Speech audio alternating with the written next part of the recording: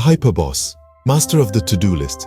Hyperbosses can be great motivators, but their constant energy can be overwhelming. Communication is key. Talk to your boss. Explain your working style and ask for clear deadlines. Don't be afraid to say, "Hey, I need a little time to wrap my head around this new project."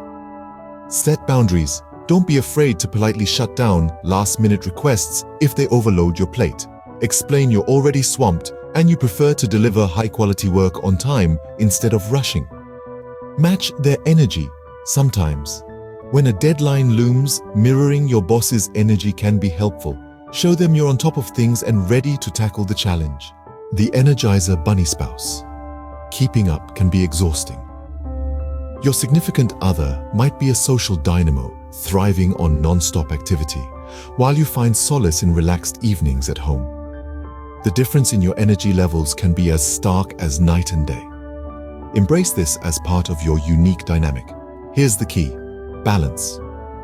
Balance is not about completely changing your lifestyle. It's about making small adjustments to live harmoniously. This brings us to our first advice: me time. Sometimes all you need is a little solitude to rejuvenate. It's perfectly alright to require some alone time to recharge your batteries. Have a conversation with your spouse and set aside some designated me time for each of you.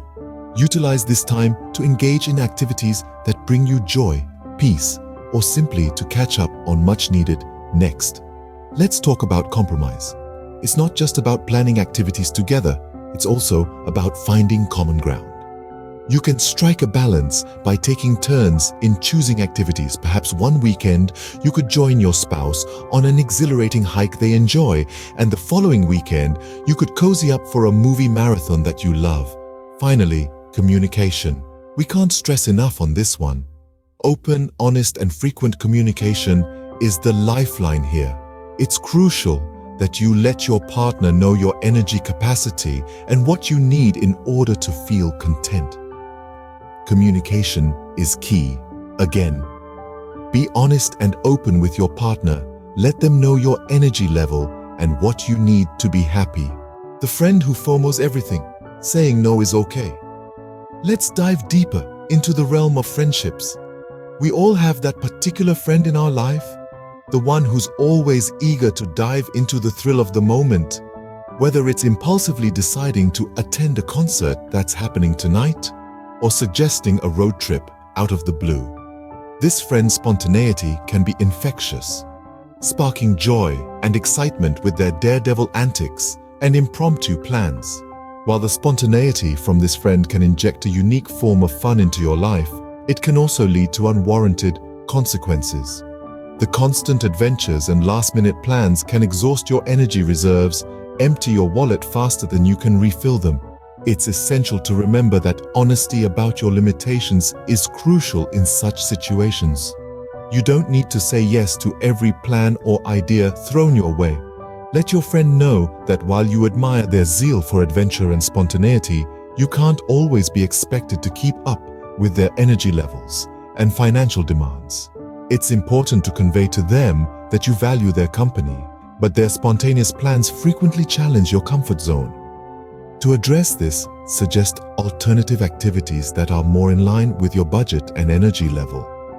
Perhaps a relaxed board game night at home or a cozy movie night complete with popcorn and comfort food can offer the same level of enjoyment as a night of extravagant adventures. These alternative plans may not only be easy on your wallet, but also provide an opportunity for deeper bonding. Find a balance. Be open to some adventures, but remember to adhere to your boundaries when necessary.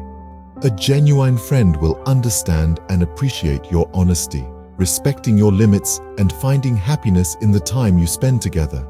The hyper colleague, chatty Cathy, or contagious enthusiasm. Your colleague could be the chatty one, known to fill the room with their seemingly endless energy. This outpouring of vivacity may be endearing in some circumstances, but at times, it can also be quite distracting and even irritating. It may interfere with your ability to concentrate, thereby affecting your productivity. However, there are effective methods and strategies to deal with this and perhaps even use it to your advantage. 1. These strategies is using non-verbal cues or body language. You could subtly signal your need to maintain focus on your work by employing certain tactics. Wearing headphones can be a clear indication of your need for quiet. Another approach might be to intermittently close your office door, signaling that you are striving to concentrate. If these signals don't work, you might need to politely communicate your need for space. You could say something like, "Hey, I'm neck deep in this deadline. Can we chat later?" This way, you can convey your situation without sounding offensive. Another approach entails finding common ground. Perhaps their exuberance isn't entirely bad. It could be infectious, infusing a lively atmosphere within your workspace. You can utilize their vigor to uplift the overall office morale, engage in conversations, bounce ideas off each other, and channel their energy into creating a more positive and productive collaboration. However, if the non-stop chatter becomes extremely disruptive, hampering your work, it might be time for a more direct solution. Talk to your manager. If their constant chatter is truly disruptive, consider talking to your manager about it. They might have suggestions for creating a more focused working environment. The stranger on the street, avoiding awkward encounters. Let's delve into this fascinating subject. When it comes to those random individuals that cross our paths, they can often lead to unexpected moments. But how exactly should we handle these encounters? Smile and a nod. That's the universal human language of acknowledgement, isn't it? This simple gesture, silent yet eloquent, is indeed a powerful tool. It's the silent, the quiet affirmation that we see and recognize each other's presence. A smile is the universal sign of goodwill. A nod, the unspoken gesture of respect in virtually every culture. This duo can say a lot when you're passing by a stranger but aren't really in the mood to strike up a conversation.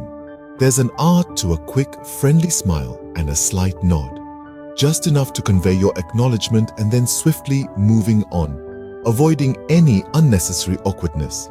But remember, it doesn't mean you are obliged to engage in lengthy conversations or any further interactions. There's nothing wrong with politely acknowledging them and then moving on. Set boundaries with kindness. This is an important lesson in the journey of life. We must remember to treat everyone with kindness while also setting clear and respectful boundaries. It's all about maintaining a balance of friendliness and respectful distance.